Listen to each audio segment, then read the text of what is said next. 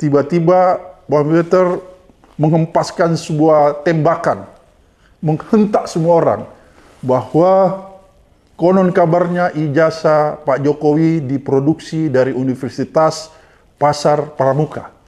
Dan ini orang banyak bertanya-tanya. Dari mana informasi ini sehingga Bambeter begitu yakin bahwa ijazah Pak Jokowi itu keluarannya dari Pasar Pramuka. Bambeter bukanlah orang yang sembarang. Beliau adalah politisi senior PDIP dan juga mantan anggota DPR yang tentunya punya berbagai macam sumber informasi. Oleh karena itu, supaya lebih jelas, kita langsung tanya nih, Bambeter, dari mana nih informasinya? Bisa nggak diceritakan dari awalnya, bagaimana spekulasi ijazah produksi Pasar Pramuka nih? Kita tentu berawal dari pernyataan Bambang Tri ya, yang menyatakan bahwa Jokowi tidak punya ijazah. Dari situ ya? Dari situ ditambah dengan pernyataan mantan rektor Pak Sofyan Effendi yang menyatakan tidak ada nama Jokowi di Fakultas Kehutanan UGM. Karena dia mantan rektor. Jadi dia pasti mengecek itu ke bagian staf administrasi. Tidak ada nama itu sepanjang sejarah ini. Yang ada Joko Wahyudi, Joko Haryono, nggak ada yang nama Joko Widodo. Nah dari situ Bambang Tri dan Gus Nur dipenjara karena mereka dianggap mencemarkan nama baik. Mencemarkan nama baik tapi untuk mengungkap bahwa ada kecurangan oleh Jokowi. Waktu itu Jokowi masih jadi presiden. Ya, masih kuat jadi, ya? Kuat. Mereka dipenjara tanpa barang bukti. Jadi ijazah itu tidak pernah ditampilkan di pengadilan. Ya. Nah itu yang menyebabkan Egy Sujana dan kawan-kawan TPUA itu sebagai pembelanya penasaran. Mereka terus kupas tuntas lah apa yang beredar dari kadernya PSI, Sandi itu. Mereka kupas itu dari hasil apa yang diedarkan itu, dan Sandi menyatakan bahwa itu asli dan diakui oleh Jokowi. Ya. Jadi ini kan asli. Nah, UGM-nya sendiri membuat pernyataan itu asli. Ya. Nah, tapi kawan-kawan Roy Suryo dan Resmond dan Ibu Tifa menyatakan itu tidak.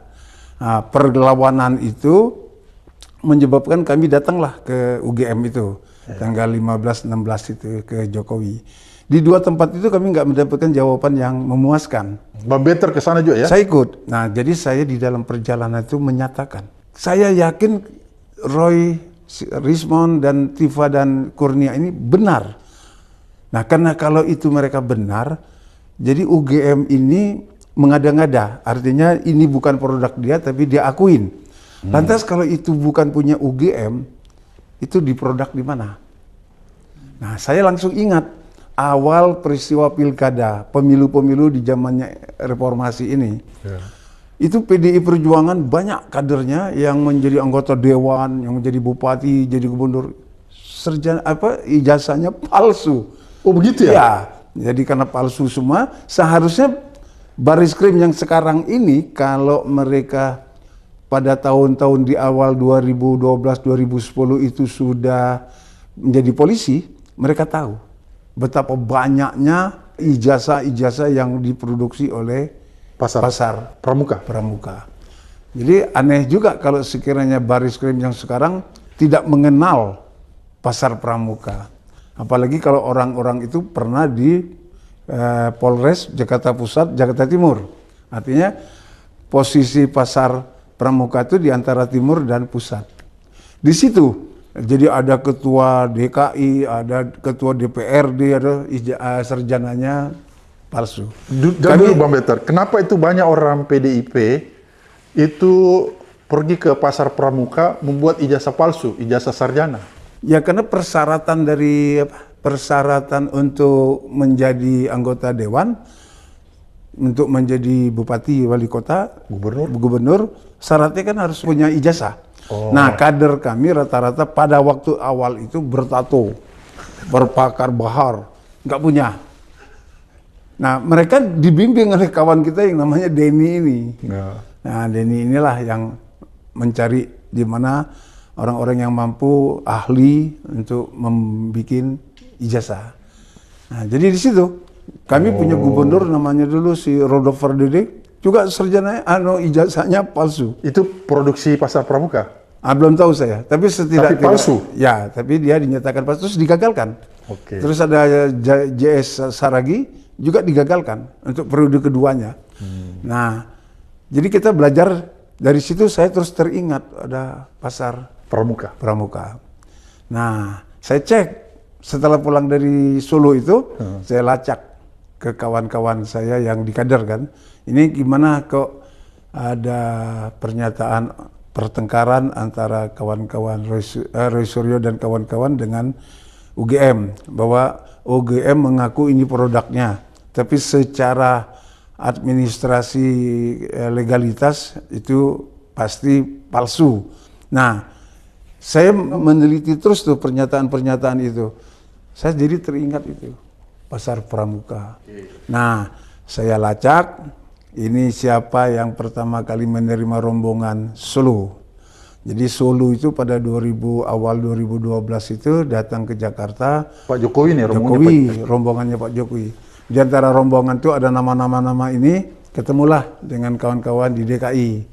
Nah, dari DKI itu mereka terus bikin pertemuan-pertemuan, terus bertemulah di Jalan Cikini itu. Markasnya Jalan Cikini. Jalan Cikini. Dari situ terus mereka terbitkanlah itu ijazah.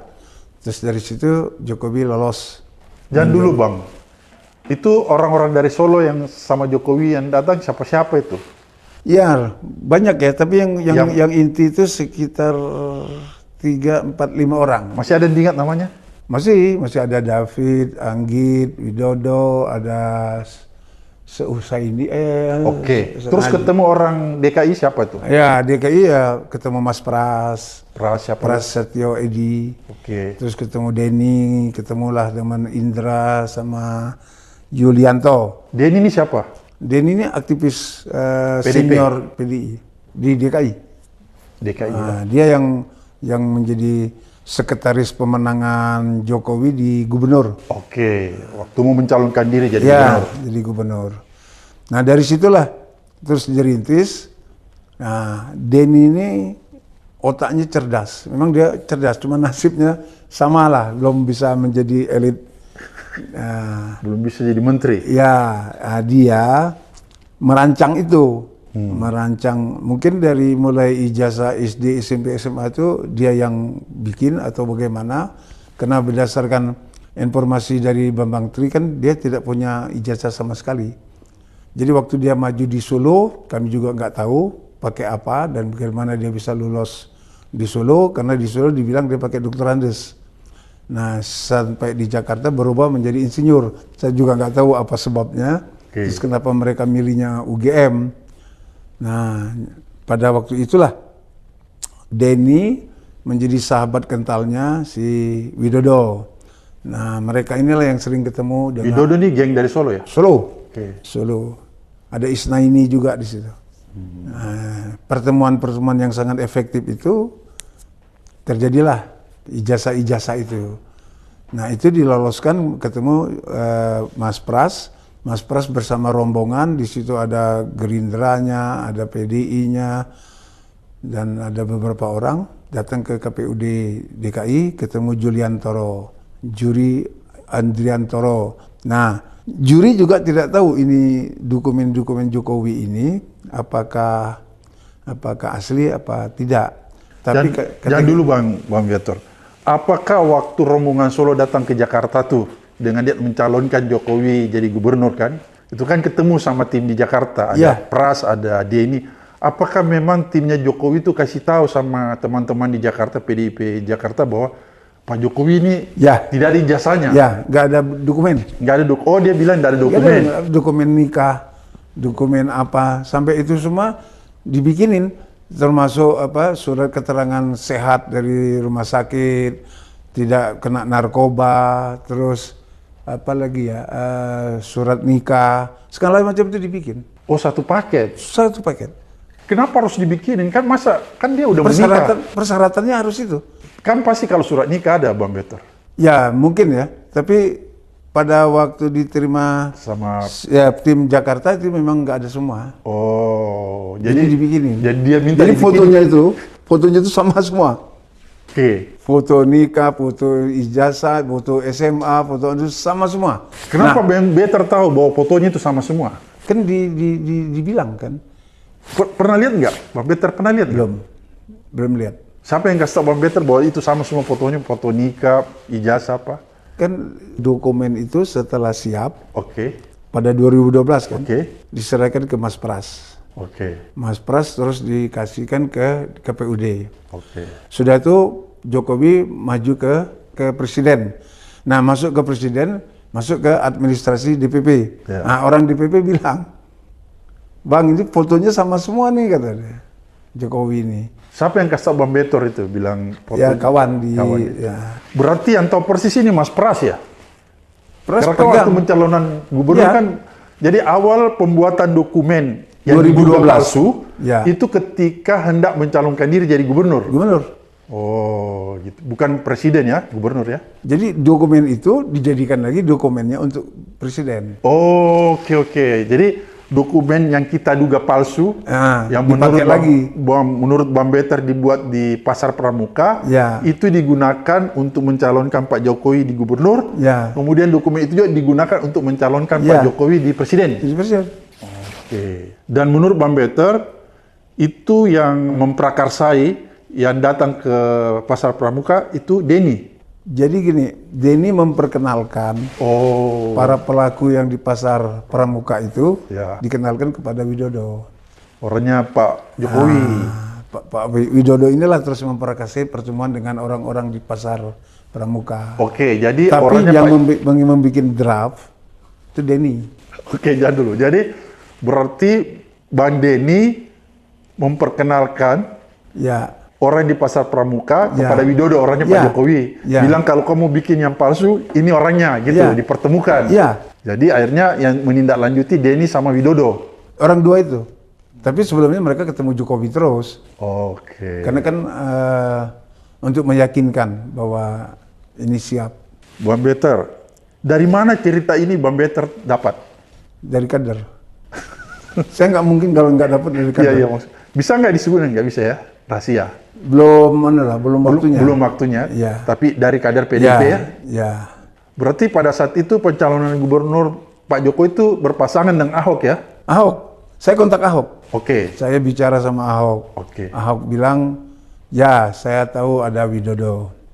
Saya serahkan ke kader kami Gerindra waktu itu. Ahok pada saat itu Gerindra ya? Gerindra. Oke. Nah, jadi ada namanya Sarif. Oke. Nah, Sarif ini yang megang dokumennya Ahok. Terus yang megang dokumennya Jokowi, Pras. Oke. Nah, Pras dapatnya dari Widodo. Nah, Pras ditanya, tahu nggak ini palsu? Enggak, aku tahunya dari Widodo aja katanya. Nah, jadi yang kata penjelasannya Denny juga yang bikin Widodo. Tapi apa aja yang dibikin, Dani Iskandar itu yang draftnya. Jadi mereka terus terang datang dari Solo itu minta dibikinkan, yang nggak punya dokumen. Oke, jadi diminta dibikinkan satu paket ya? Iya, kan untuk maju itu harus ada surat polisi, SKCK. Oke. Terus harus ada dari rumah sakit tidak narkoba, terus ada dari rumah sakit juga tentang intelijensia itu loh, Ya. kecepatan menghitung dan segala macam itu. Terus dapat lagi surat dari apa tadi itu. Ada banyak tuh, ada 10 dokumen. Oh, semua itu diproduksi di Pasar Pramuka? Ya, artinya dipercepat karena waktu masuknya ke DKI itu udah mepet waktunya. Jadi tidak ada lagi waktu untuk Ya, pergi periksa di dokter, di rumah sakit, kira-kira gitu ya? Nggak ada waktu ya, lagi? saya pikir Jokowi nggak mungkin ke rumah sakit itu. Itu kan harus orangnya sendiri yang datang. Iya, karena... Jadi di Pramuka itu semua surat terpapar, ada semua. Bapak mau surat apa dari rumah sakit? Oh, bisa Bapak kita mau pesan di ada sana? di situ semua. Sampai sekarang ya, Bang? Ada sampai sekarang. Jadi kalau misalnya saya bilang mau pesan Bapak minta stempel ini ada. S2 ada? Ada, Bapak mau minta legalisir dari sini ada semua. S3 ada juga? Ada semua di situ. Ah, pertanyaannya, memang yang dipesan orangnya Pak Jokowi itu cuma satu? Ya, karena memenuhi persyaratan itu aja. Oke. Jadi seperti penjelasan Andi. Andi Wijayanto. Apakah namanya butuh pakai titel kan? Ya. Untuk dicantumkan di dalam kotak suara. Oke. Nah, butuh IR kan? IR, insinyur. IR itu dibikinin. Itulah dibikin itu. Berarti kalau begitu dokumen yang dipakai di pencalonan gubernur kemudian dipakai di pencalonan presiden, berarti Andi Wijayanto tahu dong, Bang Peter? Karena dia memang elit partai, spesialnya memang dia untuk Dia kan tim mengawasin Pilpres. administrasi Ya, itu. saya tahu betul itu. Ya, jadi kalau dia itu memang yang semua dokumen itu jatuhnya ke tangan dia. Jadi dia yang periksa. Jadi menurut Bang Peter, sebenarnya kalau yang bisa tahu persis, yang bisa melihat langsung pada saat itu, Prasetyo Ya, sama Andi Wijayanto. ya, sama tim. Sama tim, si Widodo, Tim LO. LO. Yang setelah dilihat oleh Andi, diserahkan ke LO, LO bawanya ke KPU. Oh, oke. Nah, di KPU itu juga ada orang yang juga agak kaget melihat dokumen ini. Namanya Haidar Gumai. Oh, Hadar Gumai. Ya. Haidar Gumai. Sama ketua KPU Ya. yang meninggal. Kamil Husni itu. Oh, jadi waktu dia lihat dokumennya Pak Jokowi, dia kaget. Kaget. Kenapa dia kaget, Pak Peter? Karena Itu dia lihat tadi, tidak sama dengan... rata-ratanya orang kaget melihat foto itu. Oh, foto. Jadi penjelasan Andi bahwa dia melihat ini, oke. Tapi begitu dikejar, apakah Bapak melihat fotonya sama? Oh, saya lupa. Saya nggak ingat, kata dia. Karena memang foto itu sama. Jadi yang menarik itu dari situ. Maka muncul hari ini namanya Zul. Oke. Dia yang menyatakan dokumennya asli, Jokowinya beda. Karena fotonya beda dengan foto Jokowi. Jadi dia mengakuin itu, foto itu oke, orangnya bukan itu. Berarti Jokowi aslinya itu yang mana? Masuk nggak akal? Ya. Jadi Jokowi membawa dokumen dengan foto orang lain, kira-kira kan gitu. Jadi foto orang lain itu dianggap asli. Berarti yang palsu itu Jokowinya. Jadi Jokowi yang asli itu yang mana? Nah, itu kan pernyataan dia yang sekarang beredar viral juga itu. Karena dari semua foto itu nggak ada wajahnya Jokowi. Nah, itu dia bilang. Nah, jadi foto itu sebenarnya foto-fotonya Hari Mulyono itu.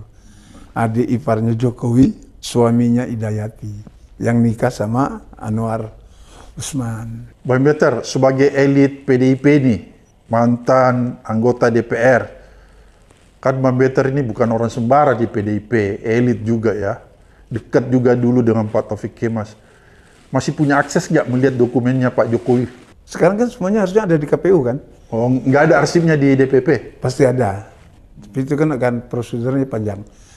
Tapi yang herannya itu, setelah gonjang-ganjing Bambang Tri ini, dokumen yang ada di KPU itu juga hilang. Kenapa Bang Peter tahu? Itu nggak tahu, kan ada pernyataan. Oh, Nah, dan itu yang kita lihat, kenapa tingkah laku polisi seperti itu. Menerima, terus diambil lagi sama Jokowi. ya. Barang bukti yang harusnya sampai ke persidangan, diambil sama Jokowi. Harusnya Berarti disimpan. Kan, ya harusnya kan menjadi barang Bukti buktinya penyelidik, ya. kepolisian. Iya. Nanti polisi menyerahkannya kepada kejaksaan, Iya. baru dibawa ke pengadilan. Iya. Sekarang apa yang mau dilakukan polisi? Kalau barang buktinya nggak ada, untuk disampaikan ke kejaksaan. Jadi ke pengadilan tidak ada barang bukti. Karena Jokowi bilang, dia akan membawanya kalau diperintah hakim. Loh, hakim kan jauh jaraknya kepada barang bukti. Barang bukti itu kan harus ada di kepolisian, ada di kejaksaan, ada di pengadilan. Karena barang bukti itu yang menjadi barang yang mau dijadikan perkara. Nah, kalau sekarang itu diambil sama Jokowi, jadi bagaimana barang itu bisa sampai ke pengadilan? Hampir sama dengan kasusnya Bambang Tri dengan Gus Nur. Di polisi tidak ada, di kejaksaan tidak ada, di pengadilan tidak ada, terus mereka divonis. Apa nggak sama nasib 5 orang ini nanti? Pasti sama. Formatnya begitu. Nah, kalau dulu Jokowi pakai presiden, dia taunya kamu sidangkan sampai vonis. Nah, sekarang kan dia bukan presiden. Tapi kenapa polisi masih ikut, jaksa masih ikut, pengadilan masih ikut, mengadilin orang tanpa barang bukti? Kan aneh. Sementara kan kalau yang lain ini pasti ada barang buktinya. Peristiwa matinya 6 orang di kilometer 50, ada parang, ada pedang, ada celurit, ada segala macam, kan ada barang buktinya. Ini nggak ada barang bukti. Gimana coba mau menyidangkan? Dan ini pasti hukumannya di atas 3 tahun kan. Karena pencemaran nama baik. Nah, jadi saya bingungnya penegakan hukum ini mendahulukan pidananya, pencemaran nama baiknya, daripada barang buktinya secara perdata. Ini sesuai dengan ini sesuai dengan ini, kan ada bandingannya. Itu kan nggak ada. Iya, yang seperti di Solo nggak ditampilkan ya? Iya, yang saya bingungnya polisi yang jenderal-jenderal itu kok bisa memproses sesuatu yang nggak ada barang buktinya. Itu kenapa kira-kira Bang Betor? Nah itu yang saya bingung juga itu. Kenapa polisi sebagai penegak hukum nggak mau melakukan? Pak, nggak boleh diambil Pak. Ini kan barang bukti Pak. Ini kan harus sampai ke pengadilan. Tapi diambil sama Jokowi. Artinya ada kekhawatiran, ada ketakutan Jokowi terhadap barang bukti itu yang suatu saat akan memukul dia, maka diambil. Dan polisi nggak berani melawan, nggak bisa menahannya. Pokoknya contoh kasus ini mirip sama dengan Bambang Tri sama Gus Nur. Diadilin, divonis tanpa barang bukti. Polisi nggak memberikan itu. Seharusnya kan polisi menyerahkannya ke kejaksaan, menyerahkannya ke pengadilan.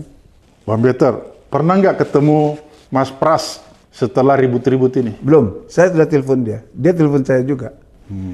Saya tanya, ini begini. Ya Bang, ya. Dia panggil saya Om. Karena dia tahu saya dekat dulu dengan Pak Taufik Mas. Ya. Dan manggil saya Om dia sampai sekarang. Jadi dia nganggap saya Omnya. Oke. Jadi dia akuin semua. Dia bilang, saya tanya semua. Diakuin tentang apa itu, Bang? Ya, tentang apa? Pencalonan Jokowi ini dia tahu, dan dia juga ketemu semua elitnya Solo, dan dia kenal semua Solo. Terus dia juga yang membawa elit Solo ini ketemu dengan Denny Iskandar. Nah, pembicaraannya apa? Setelah itu persekawanan antara Widodo sama Denny ini. Pembahasannya usus itu. Oke, berarti Mas Pras tidak pernah mendengar pembicaraan antara Denny dan Widodo tentang ijazah? Ya, tapi yang saya dengar sangat dahsyat sekali itu adalah kenapa Denny mau melakukan pembentukan penerbitan ijazah. Karena Denny dijanjikan oleh Jokowi, dijanjikan oleh Pras menjadi direktur utama Pasar Jaya. Pras bilang, kau cukup di komisaris, nggak mau dia. Sampai sekarang dia nggak punya jabatan apa-apa. Tapi itu udah terbit. Oke, jadi menurut Bang Betor, informasi yang Bang Betor dapat bahwa Denny ini mau melakukan, ya, Barter politik. mau melakukan misalnya mengorder ijazah ke Pasar Pramuka Ya, yang diminta oleh Widodo, karena Denny sudah dijanjikan kalau Pak Jokowi berhasil jadi gubernur, maka dia akan diangkat jadi direktur utama Pasar Jaya. Tapi ketika Pak Jokowi terpilih, Denny nggak dipilih. Nggak dapat. Dikasihin ke orang lain. Tapi mau dikasih jadi komisaris. Dia nggak mau. Dia maunya direktur. Dia nggak mau. Marah Pras. Prasnya marah. Brengsek tuh si Denny. Nah, Denny bilang yang brengsek Pras. Nggak nepatin janji. Kalau menurut Bang Betor nih, apakah Denny ini masih ada di Jakarta? Nggak bisa pastikan juga ya, karena kan sudah lama nggak ketemu. Orang, ya udah lama saya nggak ketemu dia. Tapi dulu akrab, karena kami sama-sama sering ke Tengku Umar. Oh, ke rumahnya Ibu Mega. Ibu Mega. Pernah lah dia main kecil, tapi setidak-tidaknya ketemu di Kilang, tempat pom bensinnya Pak Taufik. Kan kalau sore-sore gini kami kumpul. Panggil, kumpul-kumpul, makan-makan begitu. Ah, dia sekali-sekali datang. Tapi Denny ini nggak pernah jadi anggota DPR ya, seperti Bang Betor? Belum, berapa kali kalah dia. Oke. Kalau Bang Denny nih, ada nggak dia punya posisi struktural di partai? Dia sekretaris tim pemenangannya Jokowi di DKI bersama Boy Sadikin sama Pras. Itu 3 serangkai. Boy Sadikin, Denny, Pras, dan Pras. Ya. Itu di tim pemenangan kan? Berkantor di Jalan Borobudur 22. Tapi itu kan tim pemenangan. Ya, di situ mereka. Nggak, ya saya mau tanya. Jokowi pun kalau malam ke situ. Oke, tapi di PDIP sendiri dia nggak punya jabatan? Atau di PDIP Jakarta, DKI? Ya, dulunya ada, pernah. Jadi kan kalau udah jadi aktivis itu terus pernah jadi wakil sekjen atau jadi apa gitu. Tapi periodenya saya lupa. Tapi dia pengurusnya di DKI. PDIP DKI ya, Ya. bukan di pusat. Kalau Bang Peter kan di pusat kan? Ya, dia di DKI. Oke, berarti kalau begitu si Denny ini cukup dekat dong ya sama Pras, karena kan dia Dekat. Dengan Boy aja dekat. Dia pentolan aja DKI dia. Pentolannya dia. berarti kalau begitu kira-kira Pras tahu ya keberadaan Denny ya. Bisa jadi. Satu, kemudian kemungkinan besar kalau dia dekat dengan Denny berarti Pras tahu juga tentang dugaan peran Denny sama Widodo ke pasar Pramuka mengorder Ya, ijazah. bisa jadi. Bisa jadi. Bisa jadi. Karena Denny pasti lapor Pras kan. Jadi si Denny ini kenalnya di Widodo dari Pras. Kan mereka datang dari Solo itu ke Pras dulu. Oh, nggak langsung ke Denny ya? Enggak, ke Pras dulu, dari Pras baru ke Denny, baru ke Cikini, baru beri pembentukan bikin baju kotak-kotak segala macam lah. Oke. Tapi setelah lolos dari pasar Pramuka itu, Oke. Bang Peter kan udah pernah ketemu Ahok kan? saya kontak Ahok. Hampir setiap hari saya kontak Ahok. Pernah nggak Bang Peter tanyakan ke Ahok tentang kasus ini? Dia bilang bisa iya bisa enggak. Jadi dia bilangnya begini. Oke. Saya pernah tanya Ahok. Ahok kenal Widodo? Tahu kata dia. Pernah ketemu. Pernah bikin begini-begini. Aku nggak tahu kata dia. Jadi kata Ahok tentang ijazah palsu ini, dia cuman bilang dia pernah dengar-dengar aja. Dia bilang. Dia dengar dari siapa tuh? Dari Denny? Dari berita-berita dia dengar kan. Terus dari Anu juga dia dengar. Dia juga dekat sama Denny. Ahok dekat sama Denny? Oke. Karena dia kan tim pemenangan. Pemenangannya kan yang melakukan pemenangan kan Denny dan Boy dengan Pras. Jadi kan begini nih Bang Peter ya. Kalau awalnya misalnya ya, partai itu mengetahui bahwa dokumen Pak Jokowi ini tidak lengkap. Kan kira-kira begitu ya, tidak Ya. lengkap. Terus kemudian ada inisiatif dari Ya. tim Jokowi, misalnya Widodo, Ya, menyampaikan kepada Denny bahwa tidak lengkap. Ya. Kemudian mereka berembuk. ya, Akhirnya memutuskan bahwa dokumen ini kita buat aja gitu. Ya. Misalnya gitu ya ceritanya. Apakah itu harus disampaikan ke partai? yang saya tahu kan itu Pras itu partai ya. Ya. Kan partai. Ya. Dia pengurus partai, dia ketua DPRD lah waktu itu. DKI juga ya? DKI. Rombongan Solo datang itu kan memang ke dia. Dia mempersiapkan kelompoknya Denny inilah. Nah, apakah di situ sudah muncul? Tapi mungkin juga Pras Nggak baca Bambang Tri juga mungkin ya, Ya. bahwa Jokowi nggak punya dokumen. Jadi orang mengetahui bahwa Jokowi tidak punya dokumen itu memang dari buku Bambang Tri. undercover itu kan. Jadi problem pertama Jokowi itu adalah tidak punya dokumen. Nah, pemecahan pertamanya harus dibuat untuk memenuhi syarat. Oke. Kalau itu tidak dibentuk, nggak memenuhi syarat. Jadi di KPU itu kan harus form. Iya. Kalau nggak punya... Enggak, maksud saya, kalaupun misalnya PDIP tahu bahwa Pak Jokowi tidak punya dokumen, kan dia bisa tolak, bilang, kalau begitu nggak usah Pak Jokowi yang jadi gubernur, kader lain saja. Ada nggak pernah selentingan begitu? Gini, kita kan sudah terkurung dengan hasil kerjanya lembaga survei. Lembaga survei itu bilang sudah 80%. Jadi pada waktu itu sampai orang bilang Jokowi berpasangan dengan sandal saja. Sandal, dia bisa menang. Oke. Jadi partai ini ibaratnya sudah di peta konflik Tutup ya? mata sudah. Jadi kondisi itu yang dilakukan oleh Lembaga survei. lembaga survei. Sehingga partai harus menerima, Harus menerima apapun itu. kenyataan. Ini kan pertentangan antara Ibu Mega sama Pak Taufik. Pak Taufik kan masih ke Foke, Ibu Mega kan ke Jokowi. Jadi Ibu Mega selalu berstandar pada hasil survei. Hasil survei itu menyebabkan Ibu Mega terjebak. Ternyata populer, tapi nggak punya ijazah. Ya. Itu yang bikin Pak Taufik kecewa kan.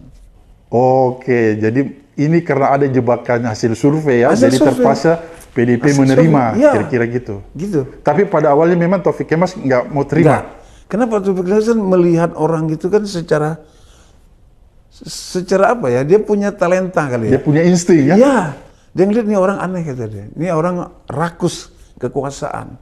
Jadi dia sudah bilang itu kepada gitu? kita-kita yang dekat sama dia. Oh, dia pernah sampaikan sama Pak itu. Peter? Iya. Oke. Jadi kalau kita sering-sering kumpul-kumpul gini kan, Iya. ngapain itu katanya Jokowi itu katanya. nggak jelas itu kata dia. Oh, dia ngomong begitu, bilang nggak jelas. Bego nih kalau kita dukung dia, bego dia bilang. Tapi kan dia ngikutin Istri, Ibu Mega, ketua umum kan, ketua umum ngelihat dari survei. Survei ini yang menyesatkan. Jadi survei itu cukup mengambil 100 ribu orang, terus komunitas itu, ya, sampel itu dijebak dengan pertanyaan-pertanyaan, menyebutkanlah Jokowi populer 84% sampai sekarang. Karena segelintir orang itu. Yang lain macam kita ini nggak disurveinya kan, nggak dianggapnya sebagai kelompok yang menentukan. Dan ini diserbu dengan bansos saja, menang itu. Nah, pemenangan pertama itu membuat partai ini buta, tutup mata. Maka dicalonkan yang kedua. Padahal isunya pada waktu 2019 itu kencang sekali itu. Karena sudah dipenjara Bambang Tri itu, Gus Nur, kan harusnya melihat ke situ kan. Terus satu hal lagi yang agak aneh di partai ini, ya terjebak survei-survei itu tadi. Jadi kita melihat dari 2014 ke 2019 ke sini kan, artinya kami pada waktu itu menentukan Jokowi adalah petugas partai, melaksanakan perintah-perintah partai, ideologi partai. Dibikinlah nawacita. 2016 ini udah hilang semua. Semua orang-orang baik itu sudah diganti semua tuh, termasuk Rizal Ramli, termasuk Yudi Krisnandi, Andrinov, segala macam itu yang baik-baik itu, yang kita lihat orang-orang pro rakyat lah, itu kan diganti dengan Jokowi. Masuklah kelompok-kelompok ini.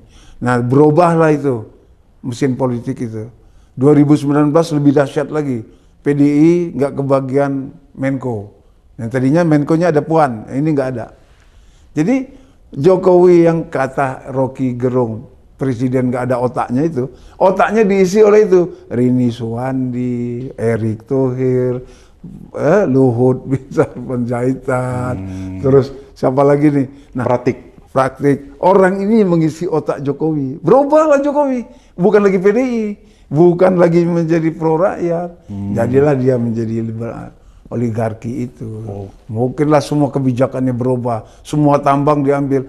Jokowi berbisnis sama rakyat. Masalah COVID itu coba. COVID itu ditentukan oleh 4 orang, harganya sekian. Mereka kumpulkan uang dari 1.000 triliun dari lembaga-lembaga kementerian sama lembaga itu dikumpulin sama dia. Dia belanjakan, dia dapat untung dari situ, dari 1.000 triliun itu. Oke, jadi ini menarik ya cerita Bung Better ini, bahwa Bung Better saya di KSP, jadi saya tahu tingkah laku Jokowi. Oh, Bung Better pernah di KSP? 5 tahun saya di KSP itu, jadi saya melihat perubahan 2016, 17, 18 itu sangat dahsyat. Nah, kenapa terus pada saat itu muncul Bambang Tri itu menyebabkan Jokowi gunjang-ganjing juga. Jadi pasar Pramuka itu 2015 ditertibkanlah oleh Ahok, karena Ahok gubernur. Tertangkaplah 2 orang pelaku ijazah palsu. Ditangkap oleh namanya Hengki, Polres Jakarta Pusat.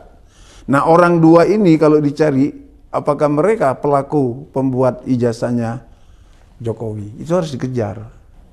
Ada berkasnya ada di Polres. Nah, setelah itu, setelah 2019 tuh, gerakannya Egy dan kawan-kawan, terus Suryo sama Siano, semakin dahsyat. Terbakarlah pasar Pramuka itu. Kalau itu nggak dibakar, mungkin terbongkar. Dan semua ini kan misteri, seperti kejaksaan, pernah dibakar. Karena ada kasus besar di situ, dibakar, bumi hangus.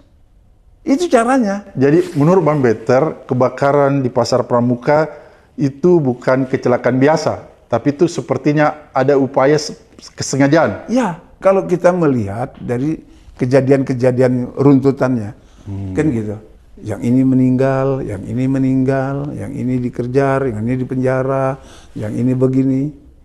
Orang penting semua tuh yang meninggal. Hari Mulyono, pemilik sah ijazah UGM itu, adik ipar Jokowi, meninggal dalam umur masih 40. Ajalnya barangkali, Pak. Ketua KPU meninggal. dalam umur yang masih muda. Pasar terbakar. Siapa tahu sakit Pak Peter. Itu ketua KPU kan ada penyakitnya katanya. Katanya mikirin ijazah itu. Ijazah itu gak sah kok harus diakuin kan gitu. Kan sampai sekarang nih, ijazah yang katanya hasil pasar pramuka itu harus diakuin oleh UGM. Kacau nggak UGM ini? Dibanding-bandingkan hasil kerjanya Baris Krim, dibanding-bandingkan. Kata si responsaman, nggak kena identiknya. 1112, 1114, 1115, nggak sesuai. Artinya yang pasar pramuka nih, mau diapakan, nggak bisa cocok dengan yang UGM. Nggak bisa cocok. Tapi dicocok-cocokkan oleh polisi. Dipaksakan oleh polisi bahwa itu sesuai dengan identik. Disesuaikan dengan UGM. Nah UGM ini sampai kapan dia mau membuktikan ini tempat KKN-nya nggak benar, angka ininya nggak benar. Kan kalau kita sama-sama pernah kuliah kan semuanya lengkap. Sekarang yang diributkan lahirnya. Ini sekarang yang ribut Kasmujo. Lahir ijazah tidak ada skripsi. Kenapa? Karena dibikin oleh pasar pramuka. Terus dipaksa-paksakan UGM bilang ada skripsinya, ada mana ada. Orang bikinnya di sini. Terus terakhir ini kan ada pengakuan Kasmujo nih yang kemarin. Nah, Kasmujo tambah lagi. Kasmujo itu sudah membantah. Apalagi kalau ditanya, apakah Pak Kasmujo pernah tahu yang namanya Jokowi? Pasti dia jawab tidak. Pernah lihat wajahnya? Pasti enggak. Waktu kuliah tahun 80-an itu. Tapi kan dia mengaku bahwa dia pengajar di kehutanan. Pengajar iya, artinya dia dimanfaatkan untuk membackup si Jokowi. Oke. Jadi pertanyaan yang terakhir sama Pak Kasmujo itu, Bapak pernah ketemu nggak pada waktu kuliah dengan Jokowi? Pasti dia nggak tahu. Apa Bapak benar kenal enggak? Pasti enggak. Jadi pertanyaan yang dua dibikin tadi itu oleh Rismond, kurang satu pertanyaannya. Bapak benar nggak pernah ketemu pada waktu itu dengan, kan dia nolak, dia bukan dosen pembimbing, bukan penasihat akademik, dosen apa skripsi. Terus tanya lagi, kalau gitu Bapak kenal nggak dengan Jokowi? Bapak pernah ketemu nggak? Pernah tahu nggak? Pasti dia jawab nggak. Pasti dia jawab nggak. Oke. Itu kan logikanya tuh. Bang Peter, apa yang menjadi penting dari peristiwa ini yang kita petik? Ya artinya lembaga seperti UGM itu harus jujur, terbuka. Kan dia lembaga pendidik. Nggak boleh bohong ya? Ya, terus kita juga dengan KPU itu harusnya KPU secara jujur, benar nggak mereka melakukan verifikasi ke universitas-universitas? Karena deliknya KPU itu adalah pelaksana undang-undang, melaksana peraturan dengan bekal anggaran.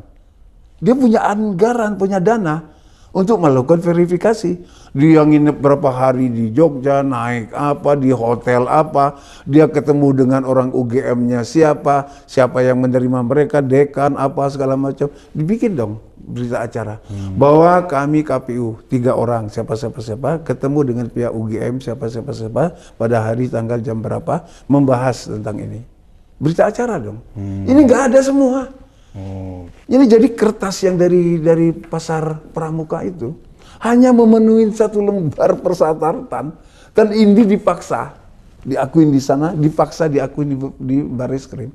Jadi kalau sekiranya memang kita mampu melacaknya, selesai ini. Nah problemnya memang setelah Jokowi sudah tidak presiden, ini mau diapakan? Paling tidak satu pelajaran. KPU harus jujur dong. Dia melaksanakan perintah undang-undang, melakukan peraturan dengan anggaran. Ada berita acara, tunjukin. Tanggal sekian-sekian siapa yang menerima, kan jelas tuh. Ya. Ada tanda tangan, ada stempel UGM bahwa sudah menerima mereka. Nggak ada. Jadi itu hikmah yang kita harus ambil ya? Iya, hanya itu aja sebenarnya. Agar supaya ini tidak terulang lagi. Maka kalau sekiranya nanti Jokowi ini sadar, dia ngakuin aja lah. Selesai. Nggak bisa diapa-apain lagi kan? Selesai. Seperti kata Ibu Mega, ya kan? Kalau memang punya, tunjukin. Kalau nggak berani kan berarti nggak punya. Jadi kalau dia sudah tunjukin, kita maafkan ya? Ya adalah, mau diapain? Nah, bahwa dia punya hutang dengan, terutama dengan Cina, ya kan? Hutang dengan Cina-nya paling banyak. Ya diakui sama Cina. Nah nanti kalau Cina mau nangkep dia bawa ke Cina, dihukum dengan hukum Cina, urusan Cina. Oke. Ahok tuh pernah bilang, kata Ahok, orang yang nggak berani menunjukkan ijazahnya, berarti yakin dia punya palsu.